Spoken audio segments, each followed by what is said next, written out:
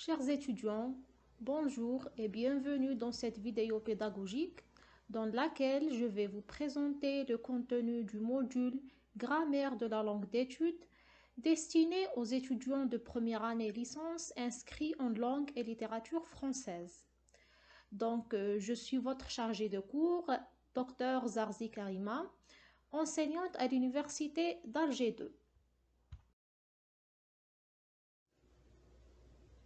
À la fin de ce module, ces étudiants seront aptes à, premièrement, identifier et distinguer les mots qui font partie de ces deux catégories. Deuxièmement, ils apprendront les règles de construction des mots qui changent de forme, c'est-à-dire les mots variables. Et dernièrement, ils sauront comment les employer convenablement à la différence du contexte d'emploi.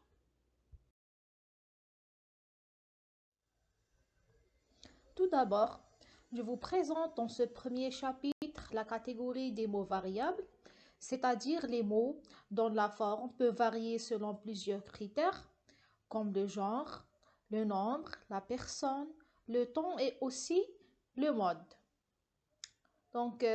Les 5 classes de mots variables sont comme suit: le nom, le déterminant, l'adjectif, le pronom et enfin le verbe.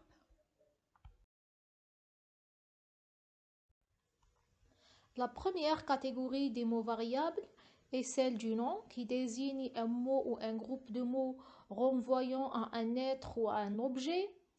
En langue française, nous distinguons différents types du nom, comme le nom concret par rapport au nom abstrait, le nom animé qui s'oppose au nom non animé. Il y a aussi le nom propre en opposition au nom commun.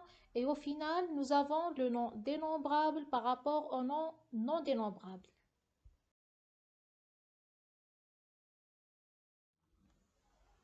Le déterminant est la deuxième classe des mots qui changent en français. C'est un élément qui se place devant un substantif avec lequel il s'accorde toujours en genre et en nombre. Sa principale fonction dans la phrase est de déterminer le nom auquel il est rattaché.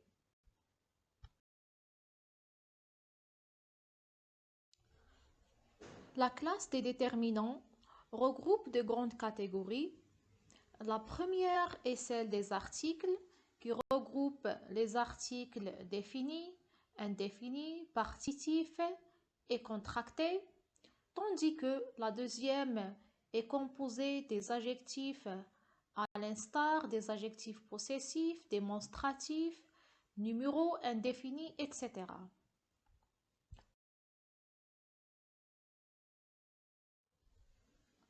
L'adjectif qualificatif est le troisième type des mots qui varie constamment en français.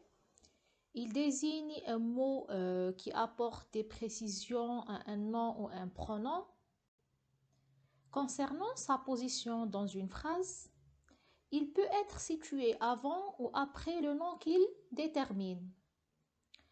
L'adjectif qualificatif assure 3 différentes fonctions dans une phrase. Il peut être épithète ou attribut du sujet, comme il peut être apposé.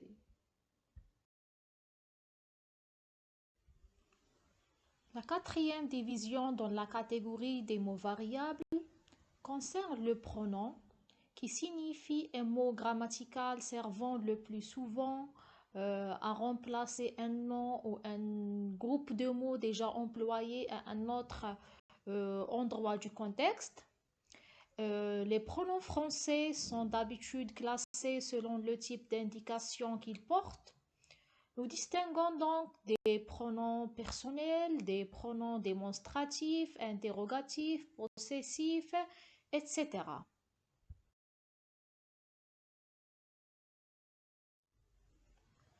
La cinquième et la dernière classe dans cette section renvoie donc au verbe.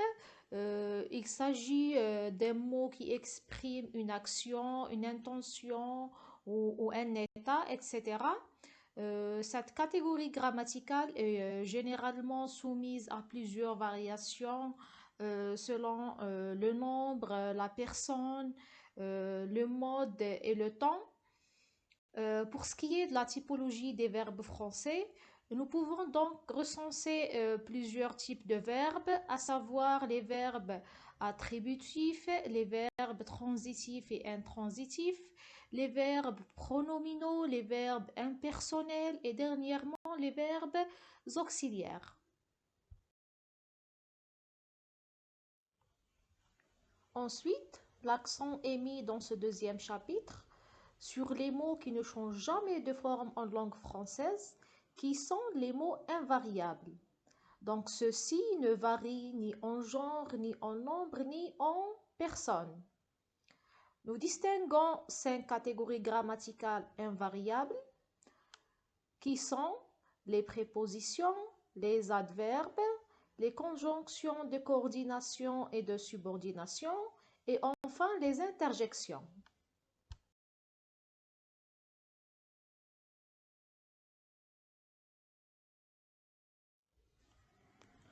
Le premier type des mots immuables ou invariables renvoie donc à la préposition française qui constitue le noyau d'un groupe prépositionnel.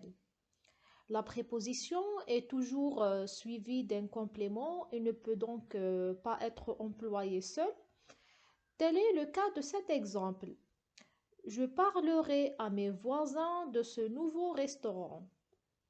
Donc, nous avons la préposition à qui est suivie du complément indirect mes voisins et la préposition de accompagnée du complément second ce nouveau restaurant.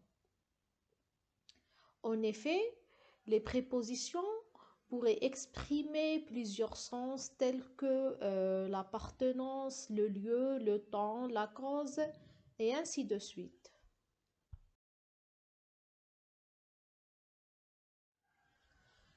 Les adverbes constituent la deuxième classe des mots inflexibles en français.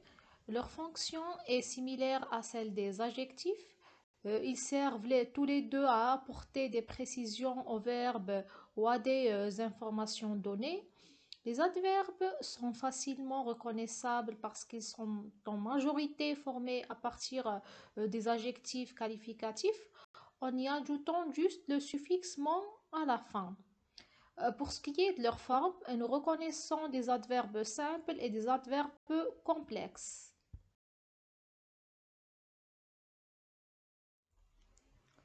Quant aux conjonctions de coordination, elles servent à relier des mots ou des groupes de mots ayant la même fonction dans une phrase.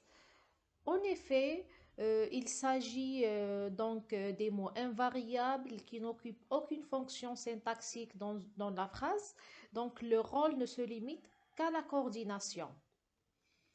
En plus, ces conjonctions de coordination expriment des sens disparates, à l'instar par exemple de l'opposition, l'alternative, l'addition, la conséquence et autres.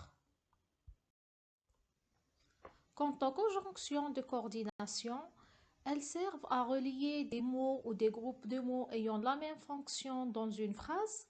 En effet, celles-ci n'occupent aucune fonction syntaxique dans une phrase. Leur rôle se limite donc uniquement à la coordination. En plus, elles expriment des sens disparates à l'instar de l'opposition, l'addition, la conséquence, l'alternative, etc.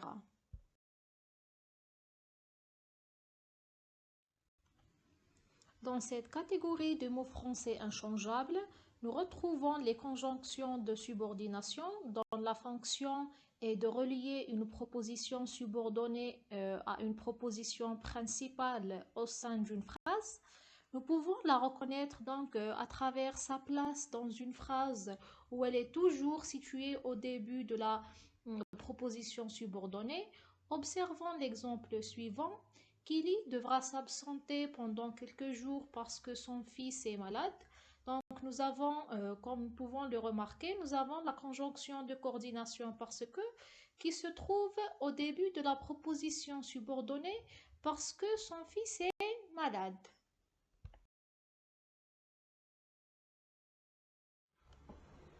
L'interjection est la dernière classe des mots inchangeables en français. Elles servent à exprimer une émotion ou un sentiment de manière spontanée. Elles sont omniprésentes à l'oral dans le but d'interpeller l'interlocuteur et rendre le discours plus vivant.